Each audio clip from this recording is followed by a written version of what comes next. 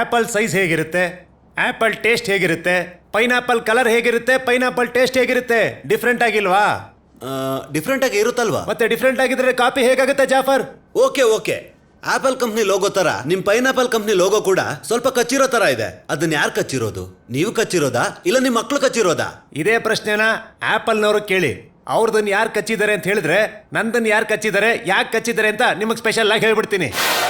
ನಿಮ್ ಕಂಪ್ನಿಲಿ chair girls ನ ಇಟ್ಟು ಎಲ್ಲಾ ಸಾಫ್ಟ್ವೇರ್ ಕಂಪ್ನಿಗೂ ಕೆಟ್ಟ ಹೆಸರು ತಂದಿದ್ದೀರಾ ಅಂತ ಎಲ್ರು ಹೇಳ್ತಾ ಇದಾರೆ. ಇದಕ್ ನಿಮ್ ರಿಯಾಕ್ಷನ್? ಕುಣಿಲಾರ್ದವರು ನೆಲ ಡೊಂಕು ಅಂದಂಗ ಆಯ್ತು. ನಾನು ಫೆಸಿಲಿಟಿ ಕೊಡ್ತಾ ಇದ್ದೀನಿ ಹೊರತು ಪನಿಷ್ಮೆಂಟ್ ಕೊಡ್ತಾ ಇಲ್ವೇ? ಫಾಲೋ ಮಾಡಿದ್ರೆ ಕಾಪಿ ಮಾಡಿದೀವಿ ಅಂತೀರಾ, ಹೊಸ್ದಾಗಿ ಮಾಡಿದ್ರೆ ಕಂಪ್ನಿಗೆ ಕೆಟ್ಟ ಹೆಸರು ಅಂತೀರಾ. ಎಂಪ್ಲಾಯೀಸ್ ನ ರೀಫ್ರೆಶ್ಮೆಂಟ್ ಮಾಡೋದು ಅವ್ರವ್ರ ಸ್ಟೈಲ್ ಅವ್ರದ್ದು ರೀ, ನನ್ನ ಸ್ಟೈಲ್ ನಂದು.